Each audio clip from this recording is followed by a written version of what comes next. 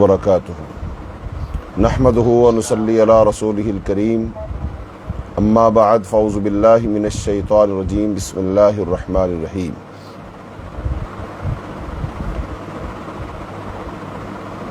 आज के सबक में हम तारुफ़ हदीस, हदीस की तारीफ़, हदीस की अक़साम और हदीस की ज़रूरत व अहमियत बयान करेंगे।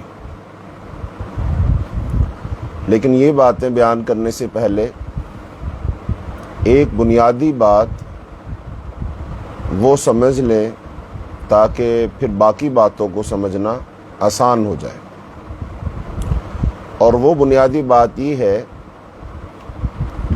कि हर इंसान की बुनियादी जिम्मेदारी ये है कि वो दुनिया में ऐसे ज़िंदगी गुजारे कि अल्लाह रब्बुल आलमीन उससे राज़ी और खुश हो जाए। और जब क़यामत के दिन बंदे की अल्लाह से मुलाकात हो तो अल्लाह अपने बंदे से ये कहे कि मैं तुझसे राज़ी हूँ, मैं तुझसे खुश हूँ। और जिस आदमी से अल्लाह राज़ी हो गया, अल्लाह खुश हो गया, वो फलाह पा गया, वो कामयाब हो गया, वो इनाम का मुस्तहिक ठहरा, वो अल्लाह की जन्नत का वारिस बन जाएगा। उसे रसूलुल्लाह सल्लल्लाहु अलैहि वसल्लम के दस्ते शफ़क़त से हौज़े कौसर का पानी पीना नसीब हो जाएगा। वो रसूलुल्लाह सल्लल्लाहु अलैहि वसल्लम का साथी बन जाएगा। और जो शख्स अपने अल्लाह को राज़ी ना कर सका, अल्लाह उससे राज़ी और खुश ना हुआ, वो शख्स कोई भी है, दुनियावी लिहाज से उसका मनसब क्या है, उसकी हैसियत क्या है, उसकी ज़ात क्या है, और उसके पास माल कितना है, हुस्न व जमाल क्या है, दुनिया में उसकी क्या हैसियत और अहमियत है, इस चीज़ को बिल्कुल भी नहीं देखा जाएगा। बस वो शख्स अल्लाह को राज़ी नहीं कर पाया तो वो नाकाम है, वो नामुराद ठहरा। और अब अल्लाह चाहेगा तो उसको सज़ा देगा। लेकिन अब बुनियादी सवाल ये पैदा होता है कि मैं या आप या कोई भी इंसान अगर वो ये नीयत करे, इरादा करे और वो अज़्म करे कि मैं अपने अल्लाह को राज़ी करना चाहता हूँ, मैं अपने अल्लाह को खुश करना चाहता हूँ, लेकिन अब मुझे मालूम नहीं है कि मेरा अल्लाह किन बातों से खुश होता है और किन बातों से नाराज़ होता है, तो मुझे इस बात का इल्म नहीं है, तो मेरे लिए तो बड़ी मुश्किल है। मैं अल्लाह को राज़ी तो करूं, मैं अल्लाह को खुश तो करूं, लेकिन मुझे पहले पता तो चले ना कि मेरा रब किन बातों से, किन कामों से, किन अदाओं से खुश होता है और किन बातों से, किन कामों से, किन अदाओं से वो नाराज़ होता है। तो ये मुझे मालूम हो जाए, ये इंसान का बुनियादी और बिल्कुल जायज़ सवाल है। तो अल्लाह रब्बुल आलमीन ने इसका जवाब भी दिया है और तफसीलन जवाब दिया है, इंसान की इस मुश्किल को हल किया है। नंबर एक तो ये, अल्लाह ने दुनिया में अपने अंबिया मबूस फरमाए, फिर अल्लाह ताला ने उन अंबिया पर किताबें नाज़िल फरमाई और अंबिया ने आकर उन किताबों को खोल कर तफसील से बयान कर दिया और वजाहत कर दी कि भाई तुम में से हर इंसान की बुनियादी जिम्मेदारी है कि वो अपने अल्लाह को खुश करे, राज़ी करे। और अल्लाह को राज़ी करने वाले काम आओ मैं तुम्हें बताऊं, ये काम अल्लाह को खुश करते हैं और ये काम है जिनसे अल्लाह ताला नाराज़ होता है। अब दोनों फहरिस्तें हमारे सामने रख दी गई और इन कामों को, इन अहकाम को, इन बातों को कहते हैं अवामिर व नवाही, कि अल्लाह ताला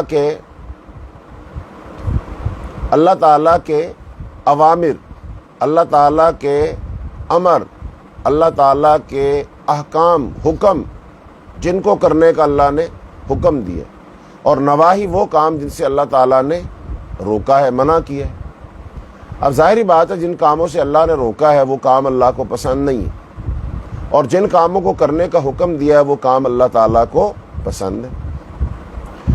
تو اب یہ مسئلہ ہمارا حل ہوا، تو وہ اب سب سے آخر میں حضرت محمد صلی اللہ علیہ وسلم تشریف لائے، اور اللہ تعالیٰ نے اپنے ان احکام کا، اپنے اوامر و نواہی کا اکمال کر دیا، مکمل کر دیا ان کو، اور فرمایا الیوم اکملت لکم دینکم واتممت علیکم نعمتی ورضیت لکم الاسلام دین، کہ آج کے دن میں نے تم پر اپنا دین مکمل کر دیا اور میں نے اپنی نعمت تم پر پوری کر دی اور تمہارے لیے دین اسلام کو پسند فرمایا، وَرَضِيتُ لَكُمُ الْإِسْلَامَ دِينًا، میں نے پسند فرمایا تمہارے لیے اسلام کو دین۔ تو اس کا مطلب اب جو ہمارے پاس اسلام ہے نا، یہ ہمارے اسی سوال کا جواب ہے کہ اللہ کن کاموں سے خوش ہوتا ہے، کن کاموں سے ناراض ہوتا ہے، ان کی تفصیلات اس کے اندر موجود ہیں۔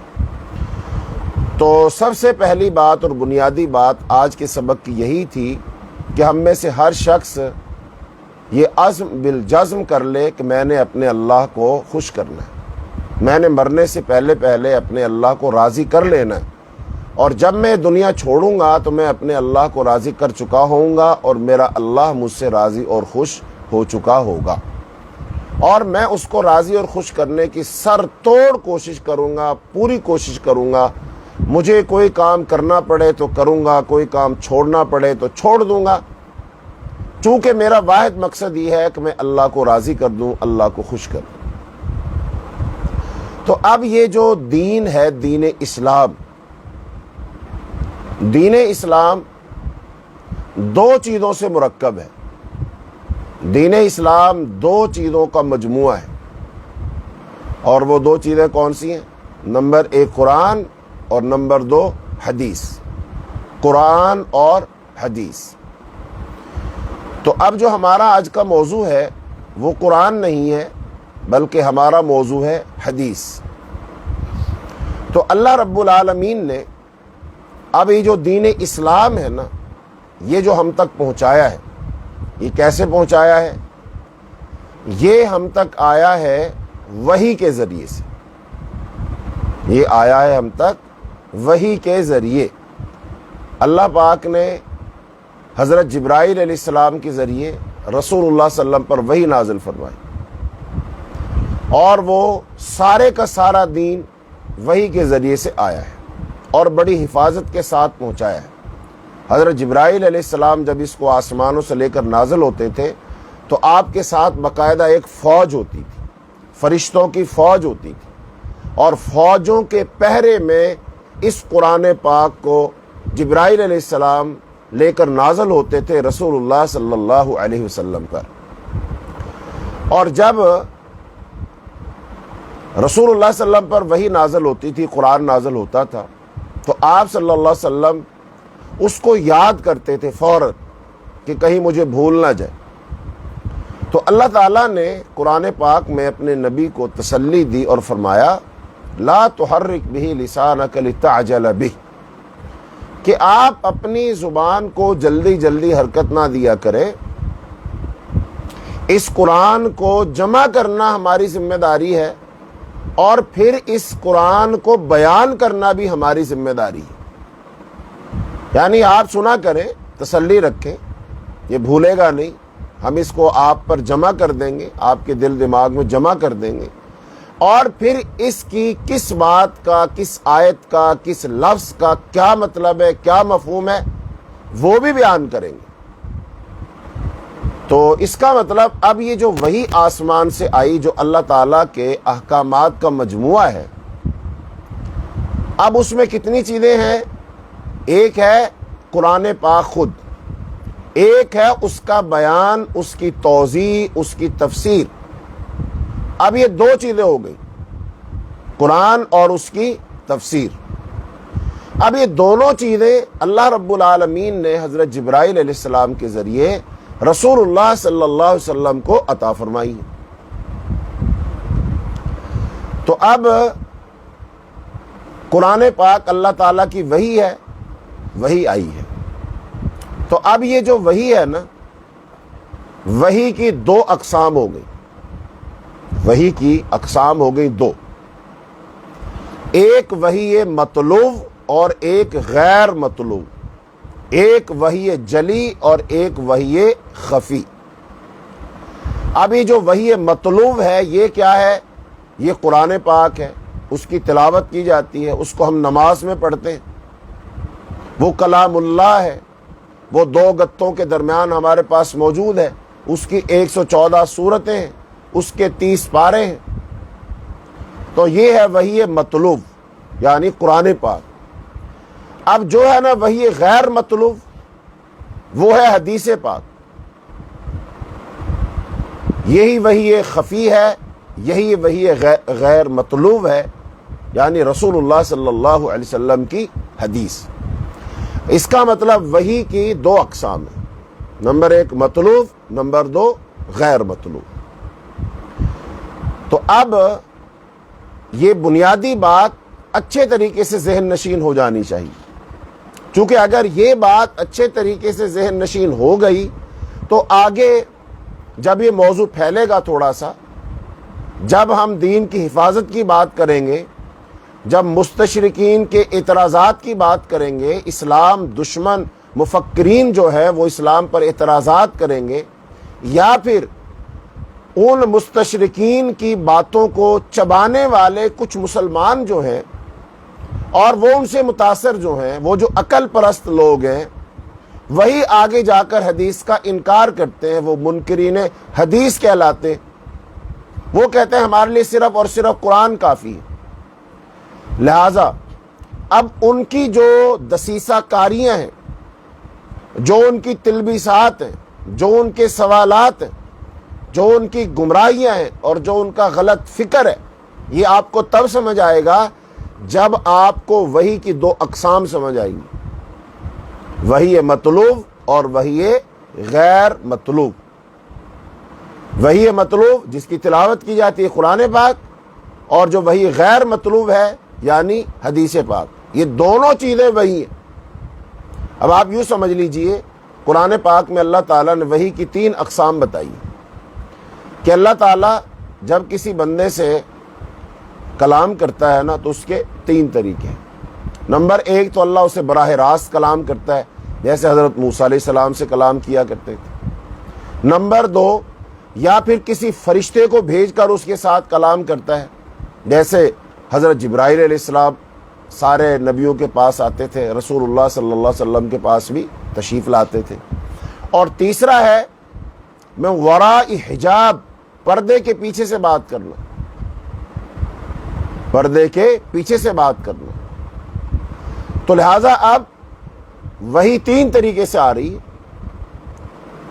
اب حضرت جبرائیل علیہ السلام نبی صلی اللہ علیہ وسلم کے پاس کسی انسان کی شکل میں آتے تھے، کبھی پردے کے پیچھے سے بات ہوتی تھی اور کبھی آپ کے دل میں بات ڈال دی جاتی تھی۔ یہ 3 طریقے۔ اب یہ جو وحی ہے نا، اب وحی کی آگے 2 اقسام ہو گئی، وحی مطلوب اور وحی غیر مطلوب، یعنی قرآن بھی وحی ہے، من جانب اللہ ہے، اور حدیث پاک بھی وحی ہے، یہ بھی من جانب اللہ ہے۔ فرق کیا ہے؟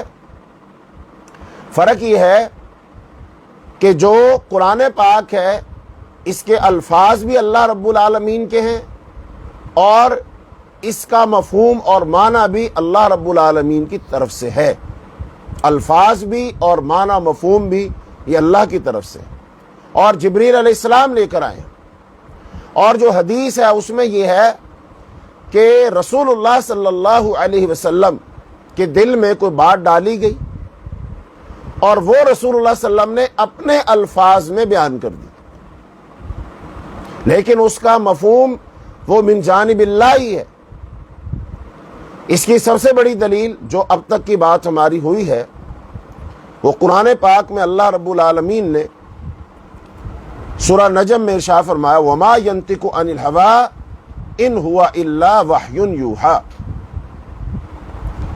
فرمایا وَمَا يَنْطِقُ عَنِ الْهَوَىٰ، اور نہ وہ اپنی خواہش نفس سے بولتا ہے، وہ تو صرف وہی ہے جو نازل کی جاتی ہے۔ یعنی رسول اللہ صلی اللہ علیہ وسلم جب بھی دین کے بارے میں بولتے ہیں، بات کرتے ہیں، کلام کرتے ہیں، تو وہ اپنی خواہش نفس سے نہیں بولتے، بلکہ وہ وحی کی جاتی ہے، وہ وحی ہوتی ہے، وحی آتی ہے تو آپ بولتے ہیں۔ تو جیسا کہ رسول اللہ صلی اللہ علیہ وسلم نے ایک حدیث میں ارشاد فرمایا، انی اوتیت القرآن ومثلہ معہ، کہ میں قرآن پاک دیا گیا ہوں اور قرآن پاک کے ساتھ ساتھ قرآن جیسی ایک اور چیز بھی میں دیا گیا ہوں۔ اب ظاہری بات ہے قرآن پاک تو ہمیں معلوم ہے، لیکن جو قرآن پاک جیسی ایک اور چیز ہے وہ کیا ہے؟ تو وہ تو حدیث ہی ہے۔ اور پھر آپ صلی اللہ علیہ وسلم نے ارشاد فرمایا تھا، الا انی اوتیت الکتاب ومثلہ معہ، لوگوں یاد رکھو مجھے قرآن پاک اور اس کی مثال ایک اور چیز دی گئی ہے۔ خبردار، ایک وقت آئے گا کہ ایک پیٹ بھرا اپنی مسند پر تکیہ لگائے بیٹھا ہوگا اور کہے گا، لوگوں تمہارے لیے قرآن ہی کافی ہے۔ یعنی وہ یہ کہے گا صرف قرآن ہی کافی ہے اور قرآن سے ہی ہم رہنمائی لیں گے، قرآن کو ہی مانیں گے اور قرآن پر ہی عمل کریں گے، اور قرآن کے اندر جو احکام آئے ہیں وہی ہمارے لیے حجت ہیں، لیکن جو حدیث ہوگی وہ حدیث کو نہیں مانے گا۔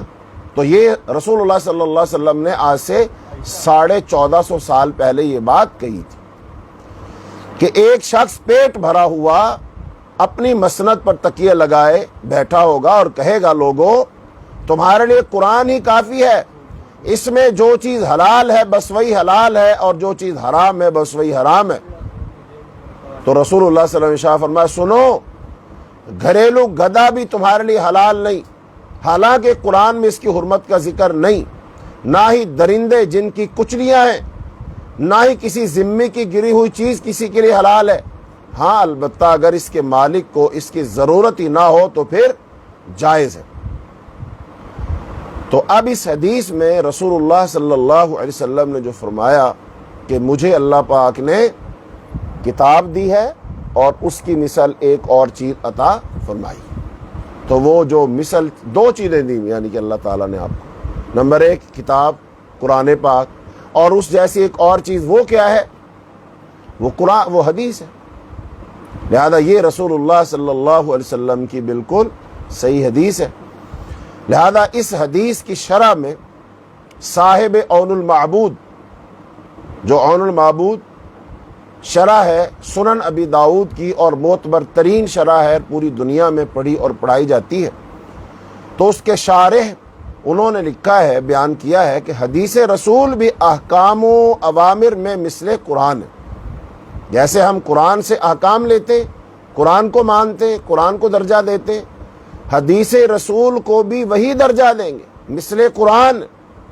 نبی کریم صلی اللہ علیہ وسلم جو باتیں قرآن میں نہیں ہیں ان کو تشریعی حیثیت میں بیان کرتے۔ امام خطابی نے اس حدیث سے منکرین سنت کو ڈرایا کہ وہ بھی روافض و خوارج کی طرح قرآن مجید پر اکتفا کر کے سنت کو ترک کر رہے ہیں۔ وہ فرماتے ہیں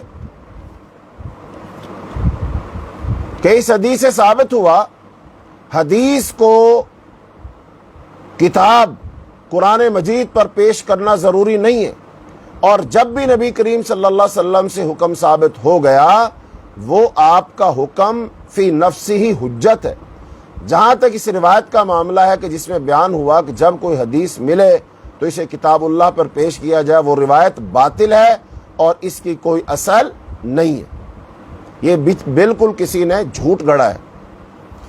یہ بات یقینی ہے کہ نبی کریم صلی اللہ علیہ وسلم کے فرامین و سنن وہ قانونی حیثیت رکھتے ہیں، وہ تشریعی حیثیت رکھتے ہیں۔ علماء امت آپ صلی اللہ علیہ وسلم کے تشریعی اختیارات کو تسلیم کرتے ہیں۔ حدیث و سنت کی تشریعی حیثیت سے انکار کرنے والوں کا دعویٰ بے دلیل و باطل ہے۔ یہ لوگ اپنے باطل نظریات کو بنیاد بنا کر دین اسلام کے عملی پہلو کا فکری و عملی انکار کر رہے ہیں۔ اللہ تعالی ہمیں ان کے شر سے محفوظ فرمائے۔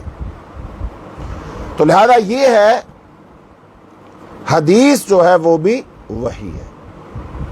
جیسے ہم قرآن پاک کو حجت مانتے ہیں، ایسی حدیث رسول کو ہم حجت مانتے ہیں۔ لہذا قرآن پاک میں اللہ تعالیٰ نے نبی کریم صلی اللہ علیہ وسلم کو ارشاد فرمایا، سورہ انعام آیت نمبر 106 میں فرمایا کہ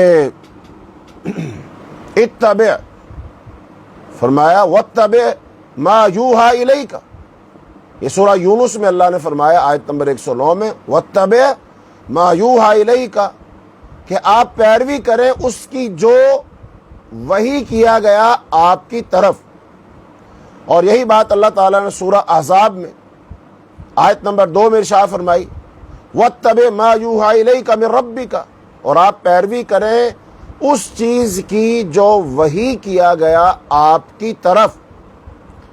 اور پھر اللہ تعالیٰ نے سورہ اعراف میں آیت نمبر 3 میں ارشاد فرمایا کہ اتبعوا ما انزل الیکم من ربکم، اور تم پیروی کرو اس چیز کی جو نازل کیا گیا آپ کی طرف۔ تو اس کا مطلب اب ان تمام آیات سے یہی بات ثابت ہوتی ہے کہ اللہ پاک نے حکم دیا جو وحی کیا گیا ہے آپ اس کی اتباع کریں، جو نازل کیا گیا آپ کی طرف وہ اس کی آپ پیروی کریں۔ تو نازل وحی ہوئی نا، تو وحی کے اندر کتنی چیزیں آ گئی؟ 2۔ وحی کتنی اقسام ہو گئی؟ 2۔ ایک وحی قرآن اور وحی حدیث۔ تو لہذا قرآن اور حدیث ان کے مجموعے کا نام ہے اسلام۔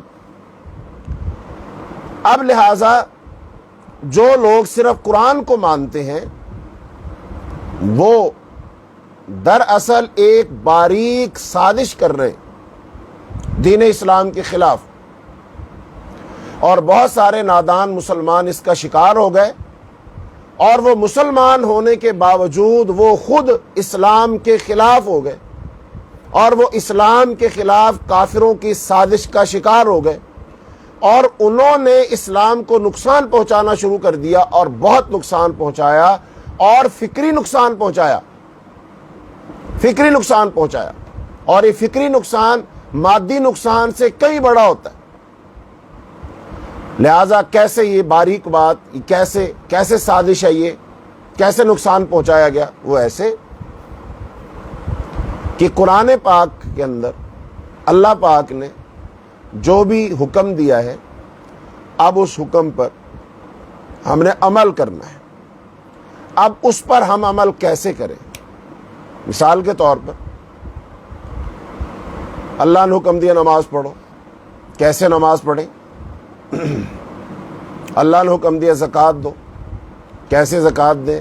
کتنے مال پر زکوٰۃ دیں؟ کتنا سونا، کتنی چاندی، کتنے اونٹ، کتنی بکریاں ہوں تو کتنی زکوٰۃ دیں؟ یہ کہاں لکھا ہے؟ حکم ہوا حج کرو، حج کیسے کریں؟ اب یہ سارے کا سارا بیان، قرآن پاک کی ساری توضیح اور تشریح، اور قرآن پاک کا یہ عملی پہلو، یہ کہاں ملے گا ہمیں؟ یہ تو حدیث میں ملے گا۔ لہذا حدیث کا تو ہم انکار کر بیٹھے، چونکہ حدیث تو محفوظ ہی نہیں ہے، حدیث تو حجت ہی نہیں ہے، ہمارے لیے تو صرف اور صرف قرآن کافی ہے۔ لہذا اب ان سارے کے سارے احکام کا ہم خود ساختہ وہ مفہوم گھڑیں گے، اس کا مطلب یہ ہے، اس کا مطلب یہ ہے، اس کا مطلب یہ ہے۔ اس کا مطلب قرآن پاک اللہ کی طرف سے نازل ہوا، یہ منزل من اللہ ہے، یہ اللہ کی کتاب ہے، لیکن اس کتاب کی توضیح اور تشریح ہم کریں گے۔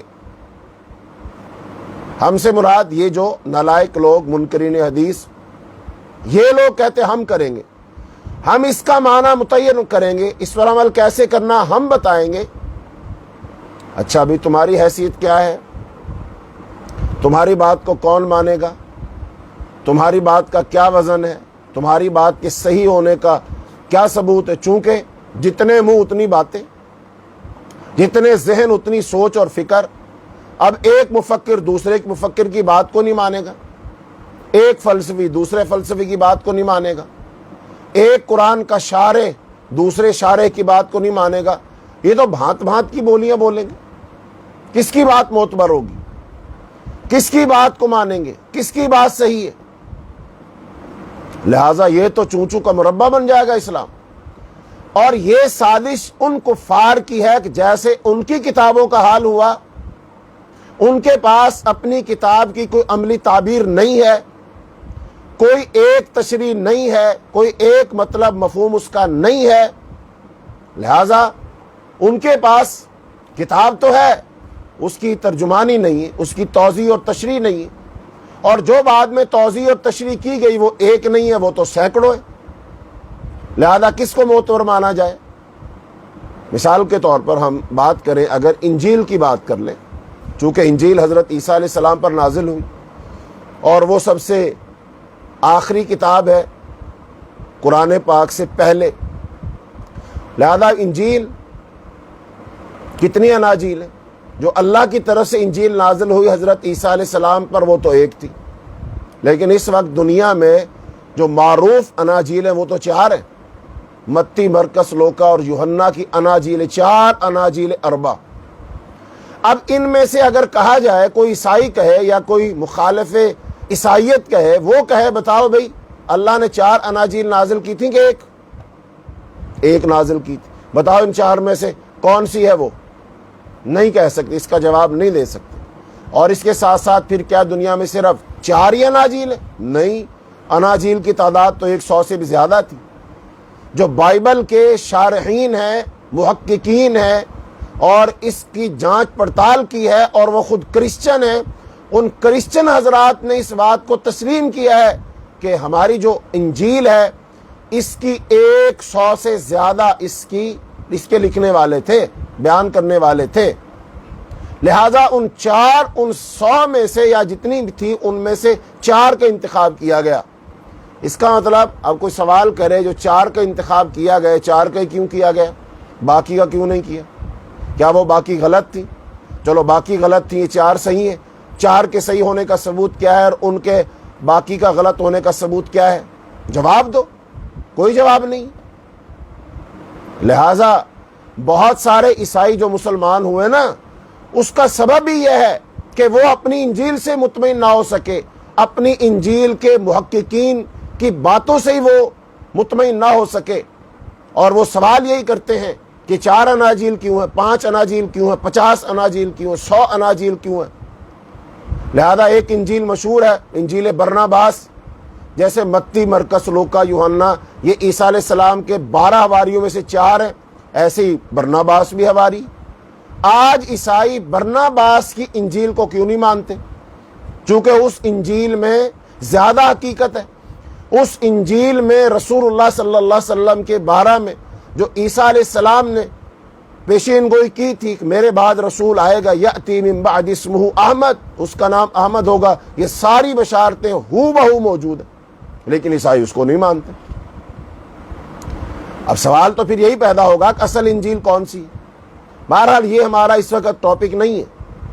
اب میں یہ مثال دے کر بات کو آگے بڑھانا چاہتا ہوں کہ یہ بتائیں، اب جیسے اناجیل کے بارے میں کوئی مستند بات نہیں ہے کون سی انجیل صحیح ہے، ایسے ہی اگر ہم قرآن پاک کو، صرف قرآن پاک کو مان لیں اور اس قرآن پاک وحی ہے، اور وحی کے باقی حصے کو جو وحی غیر مطلوب ہے، وحی خفی ہے یعنی جو حدیث ہے، اگر ہم اس کو نہ مانیں تو اس قرآن پاک کی عملی تعبیر کے بارے میں امت میں اختلاف ہو جائے گا کہ بتاؤ کس کی بات مانے، کون سا صحیح ہے۔ یہ دیکھیں جتنی تفاسیر لکھی ہوئی ہیں، صوفیاء نے الگ لکھی ہیں، فلسفیوں نے الگ لکھی ہیں، فقیہوں نے الگ لکھی ہیں، اور خوارج نے الگ لکھی ہیں، معتزلہ نے الگ لکھی ہیں، جہمیہ نے الگ لکھی ہیں، اور یہ روافض نے اپنی الگ لکھی ہیں۔ کس کی مانیں؟ کس کی مانیں گے ہم؟ ہمارے اہل سنہ کے 4 بڑے ائمہ، امام مالک ہیں، امام ابو حنیفہ ہیں، امام شافعی ہیں، امام احمد بن حنبل رحمہم اللہ تعالی، یہ ہیں۔ اس کے علاوہ اوپر جاؤ، تابعین ہیں، تبع تابعین ہیں، صحابہ کرام رضی اللہ اجمعین ہیں، ان کا اختلاف ہے آیات میں، تو کس کی بات کو معتبر مانیں گے؟ لہذا اس کا فیصلہ خود رسول اللہ صلی اللہ علیہ وسلم نے کیا، اور قرآن پاک میں اللہ تعالیٰ نے کیا۔ قرآن پاک میں اللہ تعالیٰ نے کیا فرمایا؟ فَإِن تَنَازَعْتُمْ فِي شَيْءٍ فَرُدُّوهُ إِلَى اللَّهِ وَالرَّسُولِ، کہ جب تمہارا کسی بات میں جھگڑا ہو جائے، آراء مختلف ہو جائیں، اس کو اللہ کی طرف اور اس کے رسول کی طرف لوٹا دو۔ اب اللہ کی طرف لوٹائیں تو وہ تو قرآن ہے، رسول کی طرف لوٹائیں کیا مطلب ہے؟ چلو جب تک رسول اللہ صلی اللہ علیہ وسلم حیات تھے تو صحابہ کرام حضور کی طرف باتیں لوٹا دیتے تھے، حضور پاک سے پوچھ لیتے تھے کہ اللہ کے رسول اس کا کیا مطلب، آپ بتا دیتے تھے۔ اچھا، اب آج اس وقت اگر ہمارا کسی بات پہ اختلاف ہوتا ہے، اور اختلافات ہیں، ان اختلافات کو حل کرنے کے لیے میزان کیا ہے، کسوٹی کیا ہے، پیمانہ کیا ہے؟ ایک پیمانہ تو ماننا ہی پڑے گا نا، اصل ایک کو تو ماننا پڑے گا نا، کہ قرآن پاک کی اس آیت کا، اس لفظ کا کیا مفہوم ہے۔ تو وہ کس کی طرف لوٹائیں؟ وہ رسول کی طرف۔ اب رسول نہیں ہے تو رسول کی بات موجود ہے، رسول کی حدیث موجود ہے، رسول کا بیان موجود ہے، رسول نے جو توضیح کی وہ موجود ہے۔ جیسا کہ اللہ تعالیٰ نے قرآن پاک میں رسول کی ڈیوٹی یہ لگائی ہے، رسول کا کام ہی ہے، اللہ نے فرمایا وَأَنزَلْنَا إِلَيْكَ الذِّكْرَ لِتُبَيِّنَ لِلنَّاسِ مَا نُزِّلَ إِلَيْهِمْ، اور ہم نے تیری طرف یہ نصیحت اتاری تاکہ تو لوگوں کے لیے کھول کر بیان کر دے جو کچھ ان کی طرف اتارا گیا۔ اب قرآن پاک تو نازل کیا اللہ پاک نے، اب اس کو کھول کر بیان کرنے کی ذمہ داری کس کی ہے؟ وہ حضرت محمد صلی اللہ علیہ وسلم کی۔ اب قرآن ایک کتاب ہے، اور حضرت محمد صلی اللہ علیہ وسلم کی حیثیت کیا ہے کتاب کے لحاظ سے؟ آپ نے فرمایا انما بعثت معلما، اللہ تعالیٰ نے مجھے معلم، مجھے استاد بنا کر بھیجا ہے۔ بھائی استاد تو کتاب پڑھاتا ہے نا، تو رسول اللہ صلی اللہ علیہ وسلم استاد ہے، اور جو آپ نے کتاب پڑھانی ہے وہ قرآن مجید ہے، اور جن لوگوں نے پڑھنی ہے وہ صحابہ کرام رضی اللہ اجمعین آپ کی امت ہے۔ لہذا استاد بھی ہے، کتاب بھی ہے، اور شاگرد بھی ہے۔ لہذا اب اس کتاب کی توضیح کون کرے گا، وضاحت کون کرے گا، سمجھائے گا کون، تفہیم کون کرے گا؟ وہ کریں گے حضرت محمد صلی اللہ علیہ وسلم۔ لہذا ان کی بات معتبر ہوگی۔ اسی لیے چاروں ائمہ نے، امام مالک، امام شافعی، امام احمد بن حنبل اور امام ابو حنیفہ رحمہم اللہ تعالی، ان سب نے کہا کہ امت میں سے کوئی بھی شخص، حتیٰ کہ صحابہ کرام رضی اللہ اجمعین، امت میں سے کوئی بھی شخص ہے نا، اس کی بات قبول بھی کی جا سکتی ہے، اس کی بات رد بھی کی جا سکتی ہے، لیکن ایک ہی ذات ایسی ہے جس کی بات صحیح سند کے ساتھ ہم تک پہنچ جائے، پھر اس کی بات رد نہیں کی جا سکتی، اور اگر کوئی اس کو رد کرنے کی ہمت کرے گا تو وہ اسلام سے ہی مردود ٹھہرایا جائے گا، وہ دائرہ اسلام سے نکل جائے گا، چونکہ وہ قرآن کو تو مانتا ہے لیکن رسول اللہ صلی اللہ علیہ وسلم کی رسالت کو نہیں مانتا، رسول اللہ صلی اللہ علیہ وسلم کی حدیث کو نہیں مانتا، رسول اللہ صلی اللہ علیہ وسلم کی وضاحت اور توضیح کو نہیں مانتا۔ لہذا وہ شخص دائرہ اسلام سے گیا، وہ گمراہ ہو جائے گا۔ اس لیے رسول اللہ صلی اللہ علیہ وسلم نے ارشاد فرمایا ترکت فیکم امرین لن تضلوا ما تمسکتم بہما کتاب اللہ و سنت رسولی، اے لوگوں میں تمہارے اندر دو چیزیں چھوڑ کر جا رہا ہوں، جب تک ان کو مضبوطی سے پکڑے رکھو گے گمراہ نہیں ہوگے۔ نمبر ایک اللہ کی کتاب، اور نمبر دو تمہارے نبی کی سنت۔ اب اس کا مفہوم الٹ کر لیجئے، کہ لوگو میں تمہارے اندر دو چیزیں چھوڑ کر جا رہا ہوں، اور اگر تم نے ان دو چیزوں کو نہ پکڑا تو تم گمراہ ہو جاؤ گے۔ تو یہاں کتنی چیزوں کو پکڑنا؟ ایک کو کہ دو کو؟ دو کو، اور اگر ایک کو بھی پکڑیں گے پھر بھی گمراہ ہو جائیں گے۔ جو قرآن میں اللہ نے فرمایا نا یضل بہ کثیرا ویہدی بہ کثیرا، اسی قرآن سے بہت سارے لوگ گمراہ ہو جاتے ہیں اور بہت سارے لوگ ہدایت پا جاتے ہیں۔ اب جو لوگ قرآن پاک کو رسول اللہ صلی اللہ علیہ وسلم کی زبان سے، رسول اللہ صلی اللہ علیہ وسلم کی صحیح احادیث کی روشنی میں سمجھیں گے، اس کا معنی مفہوم متعین کریں گے، وہ ہدایت پائیں گے، اور جو لوگ قرآن پاک کو حدیث سے الگ کر کے سمجھیں گے، حدیث کو اہمیت نہیں دیں گے، وہ لوگ گمراہ ہوں گے، اور یہ گمراہ لوگوں کی فہرست بڑی طویل ہے۔ تاریخ اسلام میں جتنے بھی لوگ گمراہ ہوئے، جتنے بھی باطل فرق بنے، ان سب کے گمراہ ہونے کی بنیادی وجہ کہیں نہ کہیں آپ کو یہ ملے گی کہ انہوں نے حدیث کا انکار کیا، حدیث سے جان چھڑائی۔ انہوں نے کہا حدیث کیا ہوتی ہے، میں خود بہت بڑا عالم ہوں، خود بہت بڑا شارع ہوں، مجھے قرآن سمجھ آیا ہے، جب مجھے قرآن سمجھ آیا ہے تو مجھے کسی اور کی سمجھ لینے کی ضرورت نہیں ہے، حتیٰ کہ مجھے حضرت محمد صلی اللہ علیہ وسلم کی سمجھ، آپ کی عقل و دانش، آپ کی فکر، آپ کی توضیح و تشریح کی بھی مجھے کوئی ضرورت نہیں ہے۔ تو یہ سب لوگ گمراہ ہو گئے۔ المختصر جتنے بھی گمراہ لوگ ہیں نا، ان کی گمراہی کا آغاز یہیں سے ہوتا ہے کہ وہ حدیث کا انکار کر دیتے۔ تو یہ حدیث پھر ثابت فٹ آتی ان پر کہ جو لوگ قرآن اور حدیث کو نہیں پکڑیں گے وہ گمراہ ہو جائیں گے، اور جو قرآن و حدیث کو پکڑ لیں گے وہ ہدایت پا جائیں گے۔ بہرحال حدیث کی ضرورت و اہمیت یہ ہے کہ اس کے بغیر ہم قرآن کو نہیں سمجھ سکتے، اس کے بغیر ہم قرآن پر عمل نہیں کر سکتے، اس کے بغیر ہم قرآن کے احکام کا صحیح وہ جو تصور ہے، صحیح عمل ہے، وہ ہم نہیں متعین کر سکتے، اس کا مفہوم واضح نہیں ہو سکتا۔ اب کئی واقعات ہیں۔ اللہ تعالیٰ نے سحری کھانے کے بارے میں ارشاد فرمایا کہ تم سحری کھاؤ حتیٰ یتبین لکم الخیط الابیض من الخیط الاسود من الفجر۔ فرمایا کہ سحری کھاؤ کب تک؟ کہ فجر کے وقت، جب تک سفید دھاگا سیاہ دھاگے سے واضح نہ ہو جائے سحری کھاؤ۔ اب یہ بالکل واضح بات ہے، آسان سے الفاظ ہیں۔ اب ایک صحابی جو صحابی رسول ہے، مدینہ میں موجود ہے، عربی ہے، عربی جانتا ہے، عربی بولتا ہے، اس نے اس آیت کا مطلب کیا سمجھا؟ اس نے 2 دھاگے رکھ لیے اپنے پاس اور 2 دھاگوں کو دیکھتا رہا، سحری کھاتا رہا۔ 2 دھاگوں کو دیکھتا رہا اور سحری کھاتا رہا، اور صبح آ کر رسول اللہ صلی اللہ علیہ وسلم کو بتایا تو آپ نے فرمایا اس کا مطلب یہ نہیں تھا، اس کا مطلب یہ تھا کہ تم صبح صادق جو ہوتی ہے نا اس وقت کھانا چھوڑ دو، اور صبح کاذب جب ہو اس وقت کھانا مت چھوڑو۔ اب صبح صادق اور کاذب کیا ہوتی ہے؟ آسان لفظوں میں، اگر آپ کہیں کھلے میدان میں ہو، کہیں آپ پہاڑی علاقے میں ہو یا میدانی علاقے میں ہو، تو آپ صبح کے وقت نکل جائیں، یعنی کہ جب اذان ہونی ہے نا، اذان سے کوئی گھنٹہ 1.5 گھنٹہ پہلے نکل جائیں اور آپ مشرق کی طرف دیکھیں، تو گھنٹہ 1.5 گھنٹہ پہلے مشرق کی طرف ایک دفعہ روشنی پھیلے گی اور دیکھنے والا سمجھے گا کہ اب فجر کا وقت ہو چلا ہے، لیکن وہ روشنی تھوڑی دیر پھیلے گی، پھر اس کے بعد دوبارہ اندھیرا چھا جائے گا۔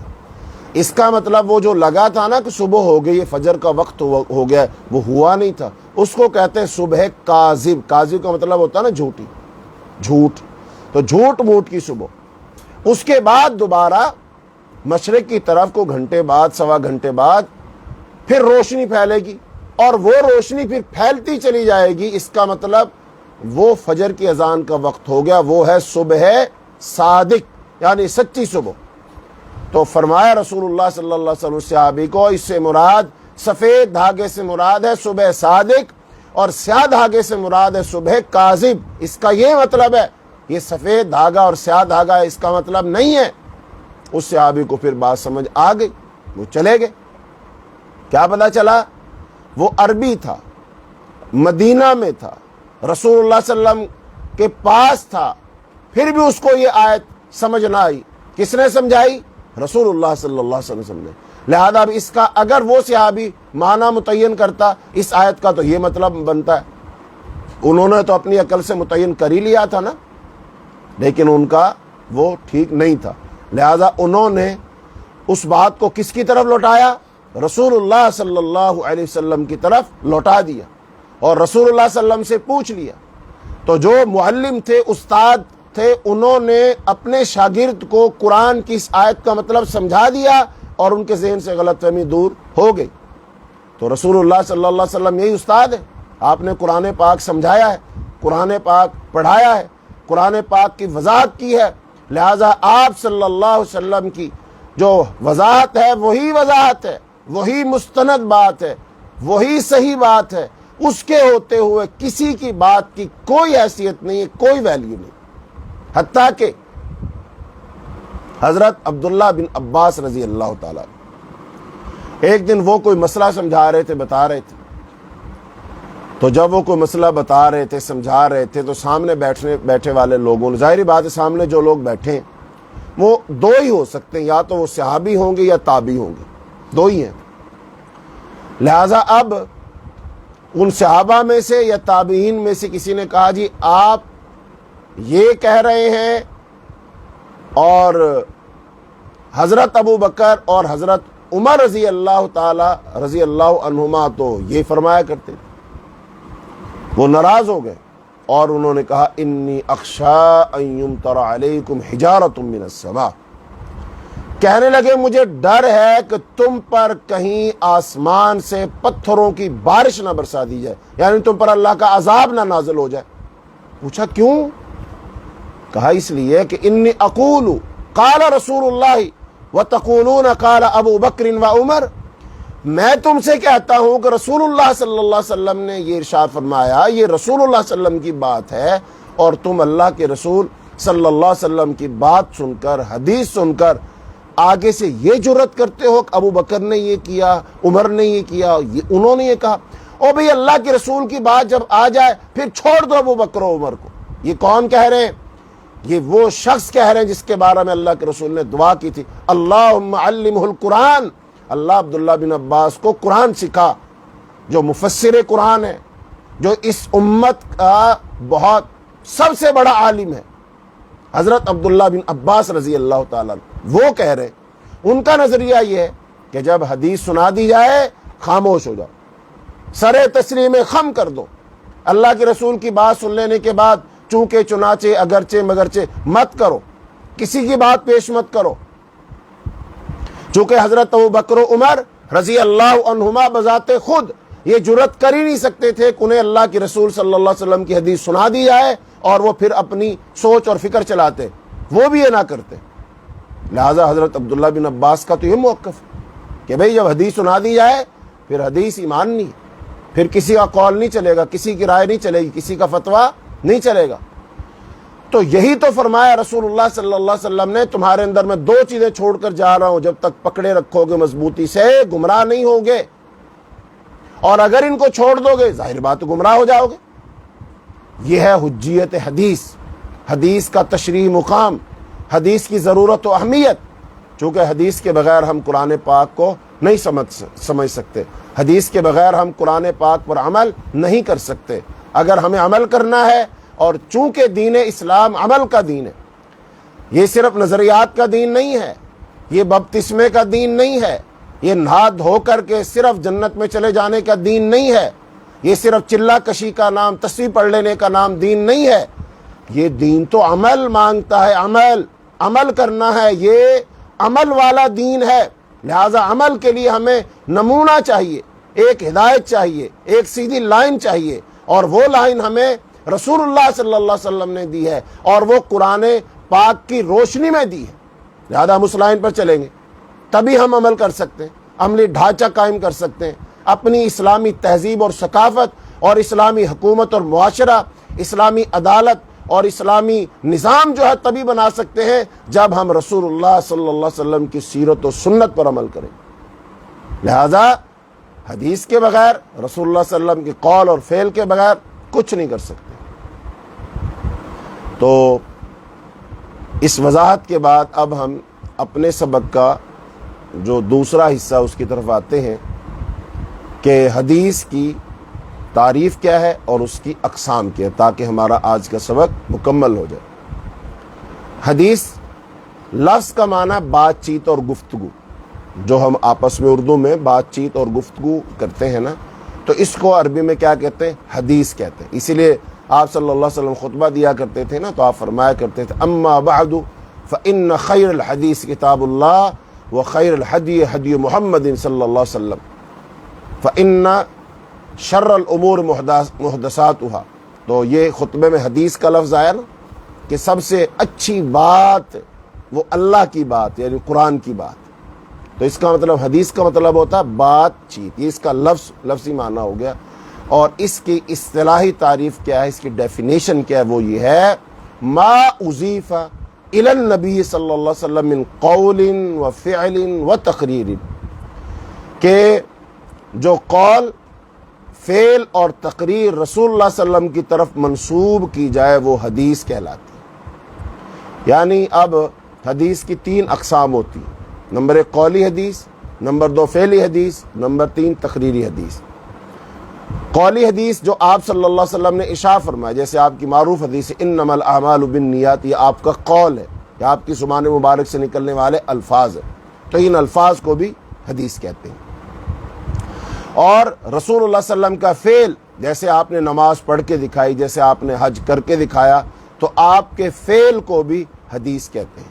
اور تیسرا ہے تقریر، جو کام رسول اللہ صلی اللہ علیہ وسلم کی موجودگی میں کیا گیا اور آپ صلی اللہ علیہ وسلم اسے دیکھ رہے ہیں، اور آپ صلی اللہ علیہ وسلم نے دیکھنے کے باوجود اس کام سے منع نہیں کیا، اسے روکا نہیں، اس کو کہتے ہیں تقریری حدیث۔ تو لہذا حدیث کی یہ 3 اقسام ہیں، قولی حدیث، فعلی حدیث اور تقریری حدیث۔ تو اب حدیث جو ہوتی ہے نا، اس کے 2 حصے ہوتے ہیں۔ حدیث کے کتنے حصے ہوتے ہیں؟ 2۔ نمبر 1 سند اور نمبر 2 متن۔ حدیث کے کتنے حصے؟ 2، سند اور متن۔ سند کسے کہتے ہیں؟ آسان لفظوں میں آدمیوں کا وہ سلسلہ جس کے ذریعے رسول اللہ صلی اللہ علیہ وسلم کی بات ہم تک پہنچتی ہے، اس سلسلے کو سند کہتے ہیں۔ اور متن کسے کہتے ہیں؟ متن کہتے ہیں کہ جو بات آدمیوں کے اس سلسلے کے ذریعے سے رسول اللہ صلی اللہ علیہ وسلم کی وہ بات ہم تک پہنچتی ہے، اس کو متن کہتے ہیں۔ اب یہ سارے کے سارے متن ہوتے ہیں، جیسے انما الاعمال بالنیات، یہ متن ہے، اور اس کی سند کہاں ہے؟ وہ صحیح بخاری کے اندر موجود ہے۔ یعنی سند کے بعد جو حدیث کا حصہ شروع ہوتا ہے اس کو متن کہتے ہیں۔ تو لہذا حدیث کے 2 حصے ہوئے، سند اور متن۔ اب یہ جو سند ہے نا، یہ سند کا علم حاصل کرنا یہ بہت ضروری ہے، چونکہ محدثین نے فرمایا کہ اگر سند نہ ہوتی پھر تو آدمی جو جی چاہتا وہ کہہ دیتا اور کہتا یہ دین ہے۔ تو پھر اللہ تعالیٰ نے مسلمانوں کو توفیق دی کہ مسلمانوں نے اپنا دین محفوظ کرنے کے لیے ایک علم ایجاد کیا، اور وہ علم صرف اور صرف مسلمانوں نے ایجاد کیا، وہ مسلمانوں کا خاصہ ہے، وہ مسلمانوں کے پاس ہی موجود ہے، دنیا کے کسی اور مذہب کے ماننے والوں کے پاس وہ فن، وہ علم موجود نہیں۔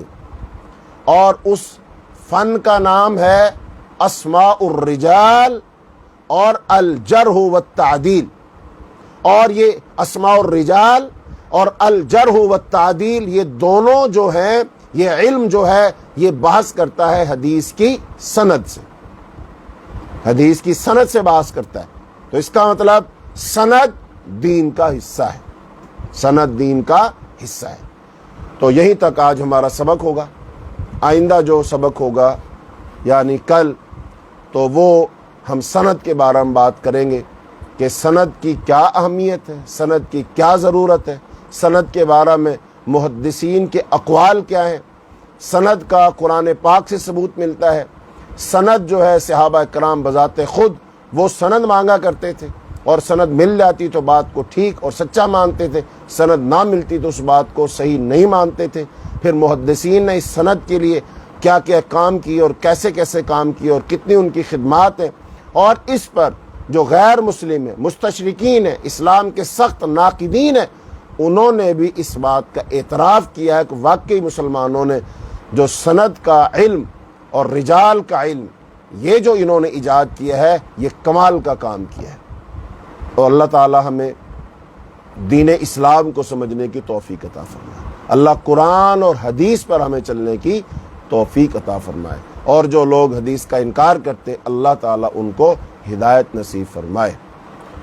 صلی اللہ تعالی علی خیر خلقہ محمد وعلی آلہ واصحابہ اجمعین برحمتک یا ارحم الراحمین۔